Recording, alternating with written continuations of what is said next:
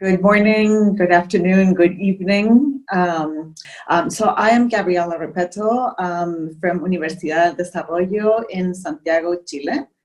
And you've also heard about Dr. Cord, but if you want to go ahead and introduce yourself. Yeah, I'm Bruce Cord, from the medical geneticist at University of Alabama at Birmingham in the US.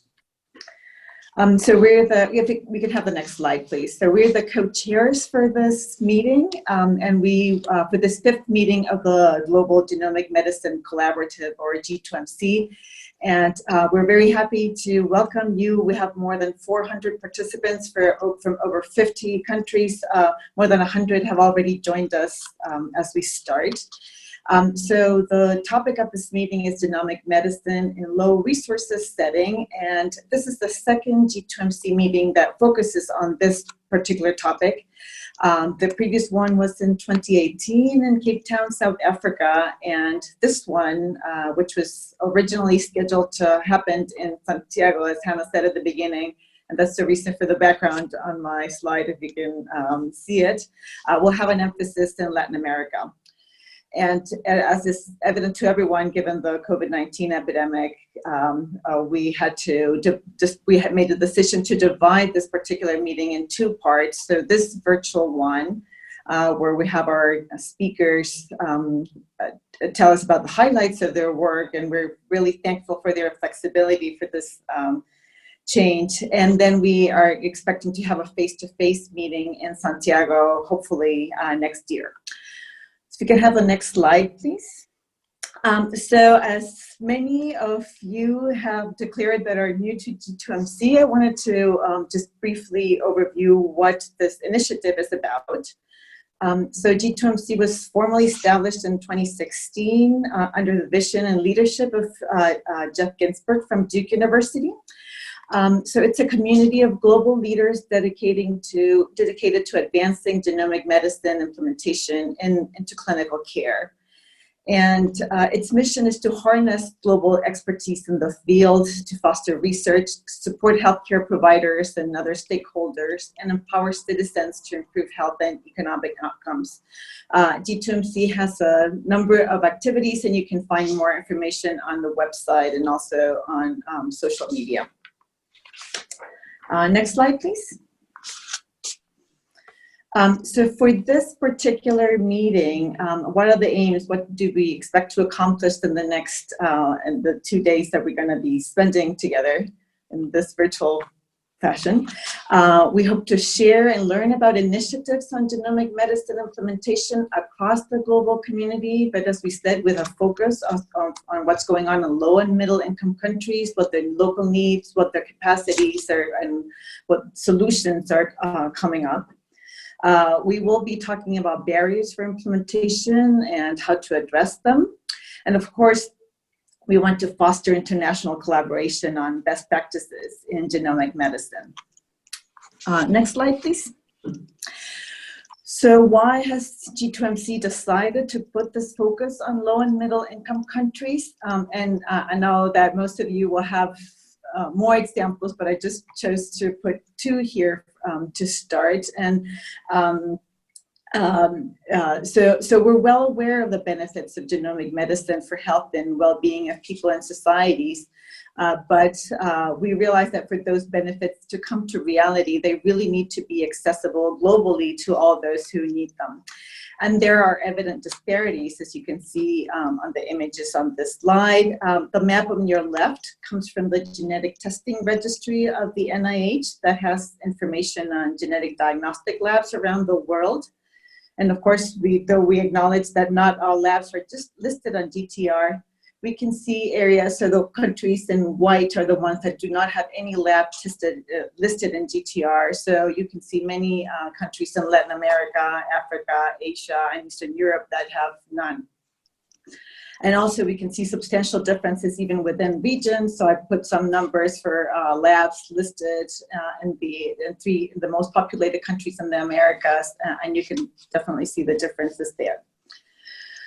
To your right, you can see an image from a recent article from Alicia Martin and her group on the limitations of clinical use of polygenic risk scores in populations that have been understudied. And I'm sure that this is a topic that will come up throughout the meeting, and what some countries are doing to solve this fundamental issue. So in the next few days, and we hope to hear about great initiatives to address these and other needs. So if we can have the next slide, please. And I'll hand it back to Bruce. Well, I have the pleasant task of extending appreciation to many who have made this meeting possible. First of all, a large number of people, as you can see on the slide, have served on the planning committee of this meeting over the past more than a year, and of course needed to pivot over a fairly short period of time to arrange this meeting from a face-to-face meeting to a virtual meeting as we're having. So first of all, thanks, and I won't have time to name them all, but you can see it's a diverse group from many parts of the world who met on teleconferences, sometimes at very awkward hours, to plan this meeting. And next, please. I want to give special thanks to the G2MC team. Again, I won't name everybody individually, but these are the people who have really made this meeting possible. It's really almost unbelievable to me how in a short period of time it was necessary, first of all, to undo a lot of work that had gone into arranging for the meeting in Santiago and dealing with the hotels and meeting venue, and then creating really from scratch a entire virtual meeting. And it's really been amazing to work with this group to look at their hard work and creativity in putting this together. I'll just say finally, if there's any silver lining to this very difficult situation that everybody is enduring right now vis-a-vis this meeting, it is that much as it would be wonderful to be together in Santiago, and how much we look forward to when we actually can be, there may be people in G2MC or even people new to G2MC who couldn't have traveled for reasons of expense or scheduling, who will be able to participate in this virtual meeting. So we want to make the most of this opportunity to engage people around the world in the mission of G2MC, and hopefully to become involved and perhaps have the opportunity to meet face-to-face as soon as that's safe to do next in Santiago. One last is to acknowledge the support that we have had from our sponsors, all of whom are named here. They have been very generous in providing funds to support this meeting, and also very flexible as the meeting changed in this past few months from face-to-face to virtual. So we really appreciate their support of this meeting and of their flexibility as we continue to plan the face-to-face meeting. Next. So almost half and half clinicians and researchers, and patient advocates are represented, policymakers, representatives from industry, and then things that didn't fit those categories. So, the diversity of this group is really impressive, both geographically, professionally, and we really look forward to a robust discussion over this next 2 days. So I think we can close the poll, and I believe now we can turn it back to Gabriela. Okay, thank you, Bruce. So yeah, we do hope that we have a very productive meeting, and see you in Santiago for part 2. So if we can have the next slide, please. And so we'll start our first session titled Genomic Landscape in Latin America. You can have the next slide so we can introduce the co-moderator for this session. Ricardo, maybe you want to say hi to everybody? Sure. Hello. Thank you, everybody, for joining us. I'm Ricardo Armisen, a researcher from Universidad del Desarrollo. Thank you. So next slide, please. So our first keynote speaker for today is Dr. Rafael Arauz. He worked at the Ministry of Health in Chile and Universidad del Desarrollo Clínica Alemana. You will find the bios of all speakers in the e-booklet, but let me quickly say that Dr. Arauz is a clinician and researcher on infectious diseases, and as of this year, he joined the Ministry of Health and is a member of the National Advisory Council for COVID-19,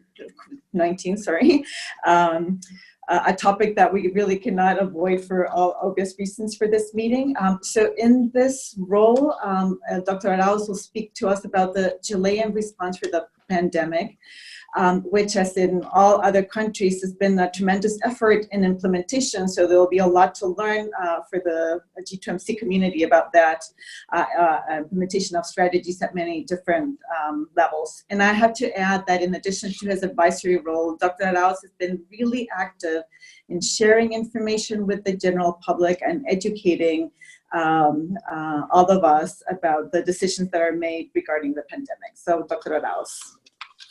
Hello, Gabriela. Thank you for the introduction.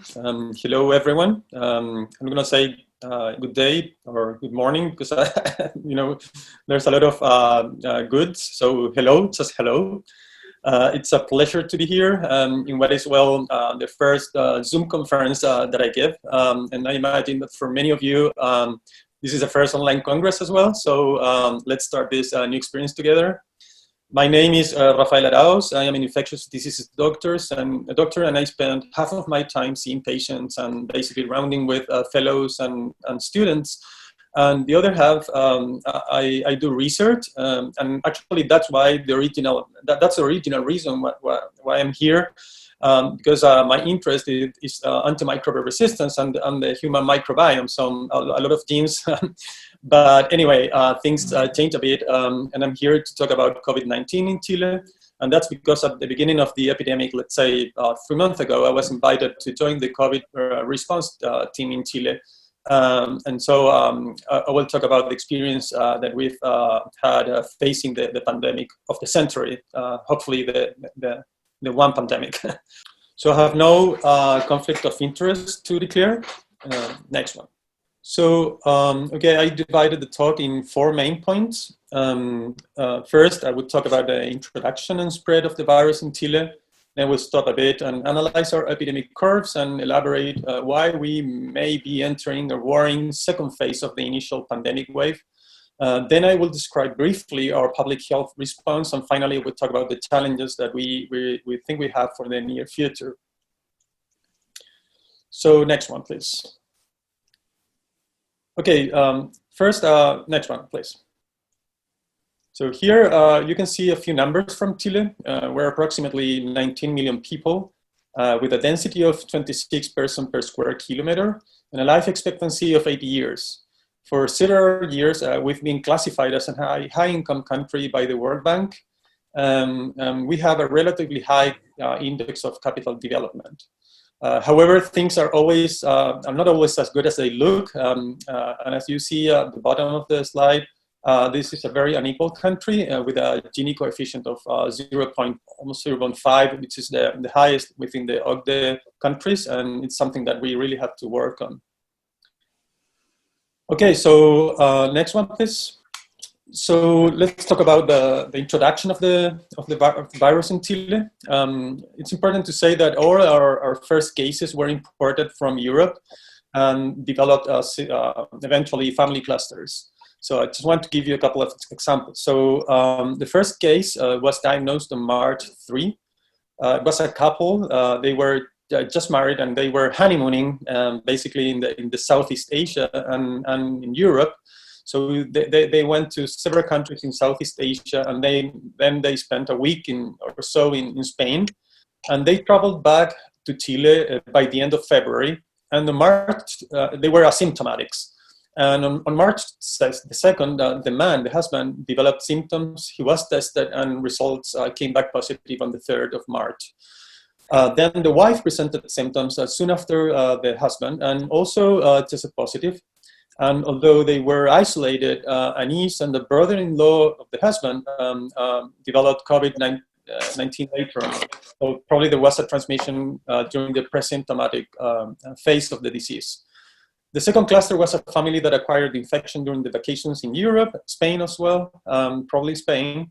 and became symptomatic once in Chile. And the third cluster, interesting, it's very interesting because the index case of the third cluster, the one that you can see in the center of the slide, so the index case was a friend of the woman that was in the second cluster, and they spent 1 day together in Spain. They had lunch together. And they both came back asymptomatic to Chile and developed symptoms over time. So there might be a transmission during that lunch, we don't know. That man spent a few days in Chile visiting his mother, and he then traveled back to US, to New York, where he lives. And he got sick in New York, and then his mother got sick here. Fortunately, both of them did well. So it's important to say that. So we had multiple introduction events from travelers. Most of those travelers were followed by our surveillance system that was in place at that time, and they were captured, to put in a word, by our surveillance system. So we were able to, at the very beginning at least, we were able to trace all the cases and the secondary cases. And that was an important thing at the beginning of the epidemic. So next one. So here's a different perspective. As we can see in this, great visualization from NextTrain. Probably many of you know about it. It's a great resource not only for COVID but also for other infectious diseases. And as you can see, at least we can see two different clades of SARS-CoV-2 from samples obtained at similar dates from some of the subjects discussed in the previous slide, indicating that at least two different introduction events coming from Europe and Asia, consistent with the travel history of the clusters. So this is the virological evaluation of the first cases.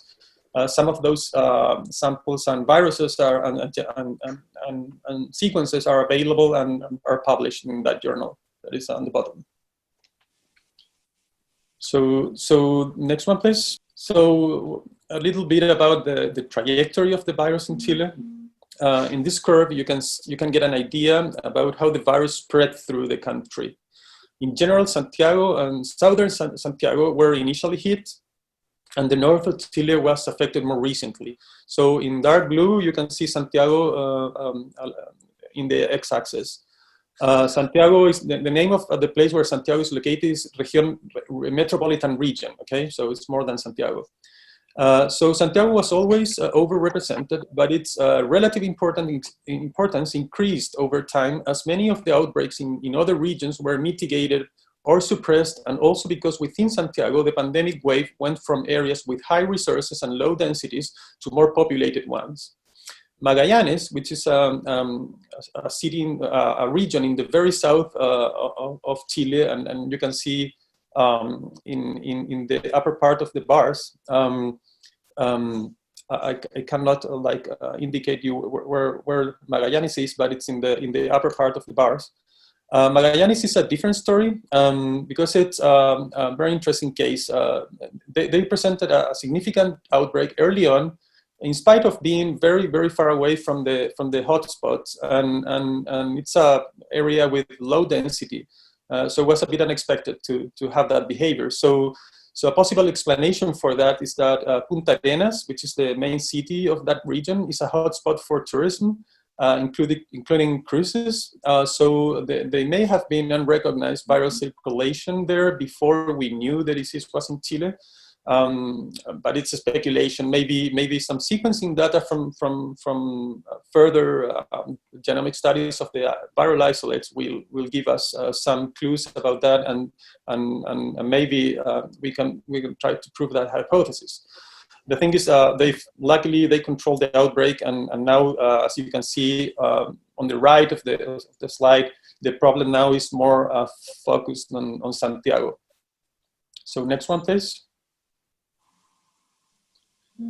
So these are very simple maps just to show you cumulative data. And as you can see, we have cases all over the country, but there are several regions that are relatively spared and have very low number of cases. And a very interesting case is the case of O'Higgins, which is a city very close to regions really close to Santiago.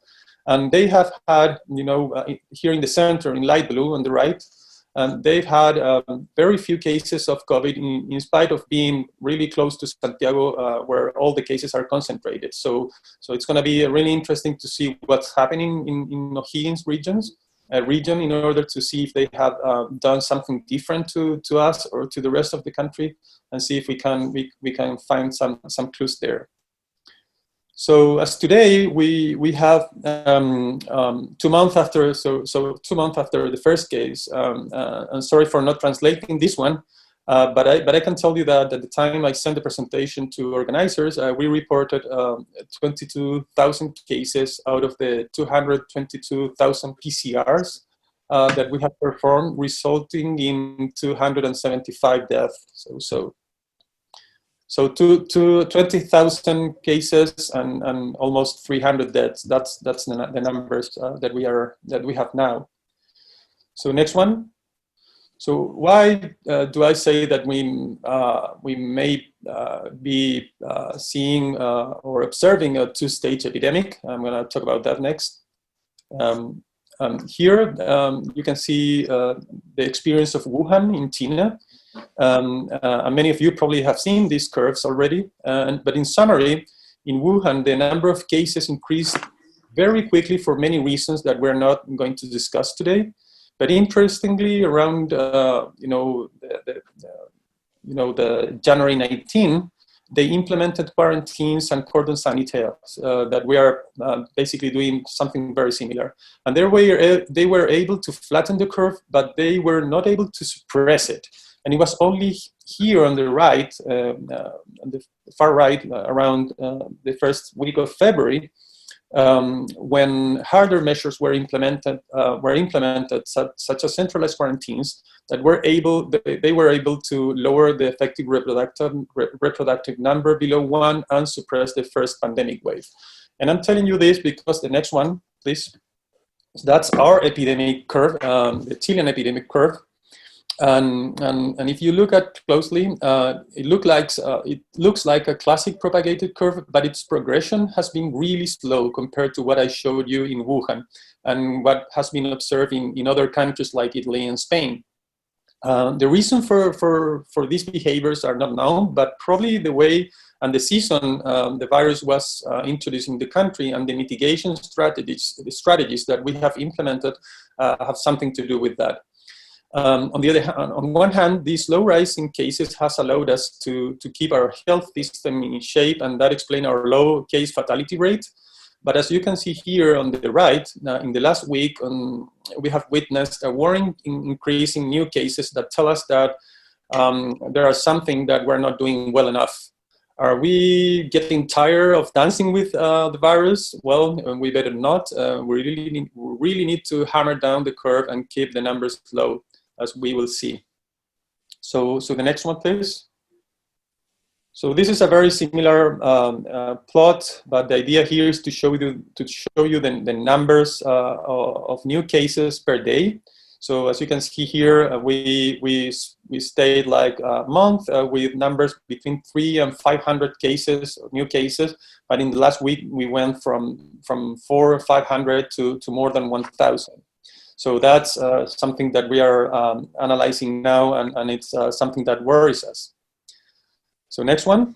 So looking at the effective reproductive numbers, so how many patients become infected from one case, it looks like after a nice decline from 2.5 to close to 1 on the left, and in many regions, the number are going up.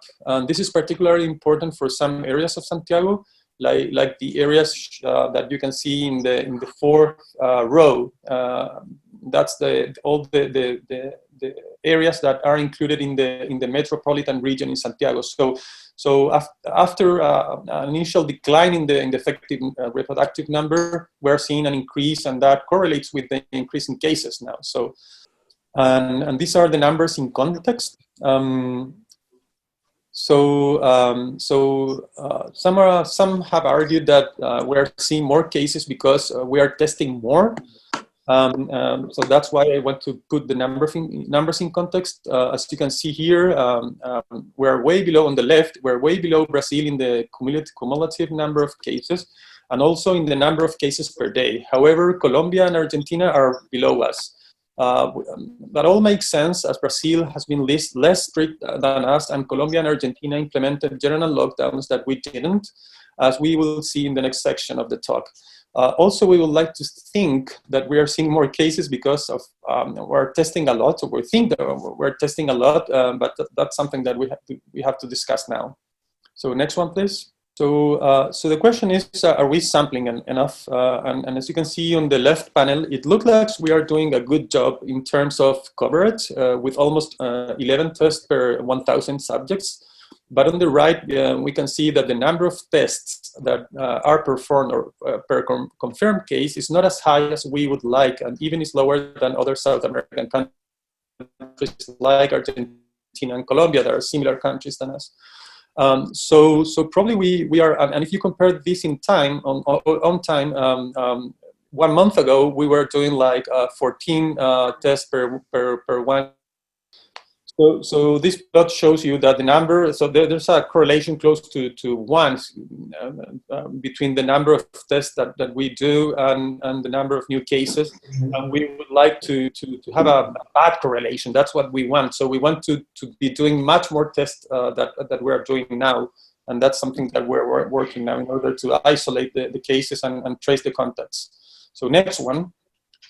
So this is an important slide, and we have an overall positivity of 9.9% of the test. But if you look the evolution over time, you can see that in the last week, we are approaching a number of 20% of positivity. So definitely have to increase the number of tests that we are doing in order to have a better control of the epidemic. So next one. And here, just to show you the case fatality rate and trends in mortality. So on the left, you can see the case fatality rate and the relation with the total confirmed COVID death. And we have a low case fatality rate, but we have numbers. One of the things that we are doing, I think, in a good way is that we are reporting all deaths that are associated with COVID. No matter if COVID was the causative agent or if it was associated. So we have a good number of, our reporting of death is very, very robust, I think. So we're still doing good in terms of mortality and case fatality rate, but that's probably because our health system has not been collapsed so far. And the next one, please. And I'm gonna go through this one really quick because it's just to show you that we have a nice ICU capacity, and we still have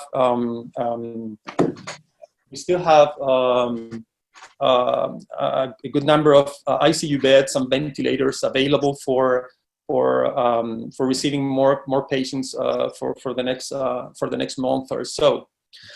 So in summary, we have a first stage that showed a curve that was really flat, and that's probably because of the things that we did, and I'm going to talk about that now.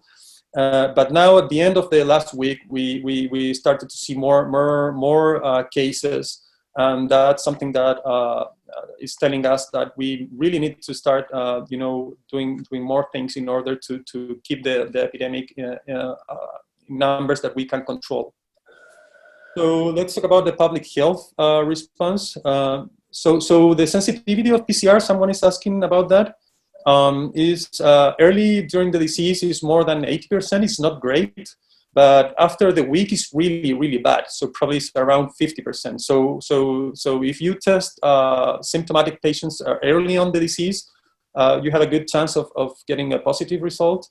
But if you don't, if the PCR is negative and the clinical picture is consistent with COVID, probably you have to put that subject or patient on isolation anyway. So that's what we are doing. So the response in Chile was started very soon. In early January, a 4-stage plan was centrally implemented, and we defined it very like general phases, 1, 2, 3, and 4. And one was the phase with no cases, and we were preparing for the first one. Second phase was imported cases, and the idea was to avoid secondary cases. The third phase was when we were seeing imported and secondary cases, but all of them were traceable. So the idea was to avoid widespread transmission. And the final stage, number 4, was when we observed widespread community transmission. And the idea was to do mitigation. So we didn't try to suppress the curve. So the hammer and the dance that's been really famous around the world, we didn't do the hammer and we are dancing with the disease. The idea was to have cases, but under control and with the system, the health system, able to manage the cases, the more severe cases. So the general elements of the public health agenda was, first, we had political commitment, a communicational agenda. We focus our strategy on surveillance, a lot of testing, case finding, contact tracing, and quarantine. We put attention on the point of entry to the country and recommended social distancing and community contention. And we had a plan early on for infection control in hospital and case management. And finally, the Ministry of Science put together a research agenda with funding for all the research community, not only scientific, but also from different perspectives to get involved in the response. So the political commitment was important. We have an intersectorial committee led by the president, coordinated by the Secretary of Health, and they put together an economic plan that is down there in numbers with Chilean pesos, but it's important. So the government is providing good economic measures for dealing with the epidemic. Then we involve social and academic leaders through the media, through a social working group that includes members of parliament and also from different groups from the society. We have an academic advisory group, and we have a data science group that is trying to put together all the data and to make it available for the academic community. That's been a hard work and a lot with a lot of criticism, but it's working and it's getting better every day. So our control strategy, we are trying to test, and we are doing a good job on that, but we really need to increase our testing capacity in order to be able to continue doing what we've done so far. So that testing capacity allows us to do a rapid detection and isolation of cases. We do contact tracing and put the contacts on quarantines, and we're recommending social distancing by different strategies. And very importantly, we have a very strong laboratory network. We started with only one lab able to do sequencing and PCRs.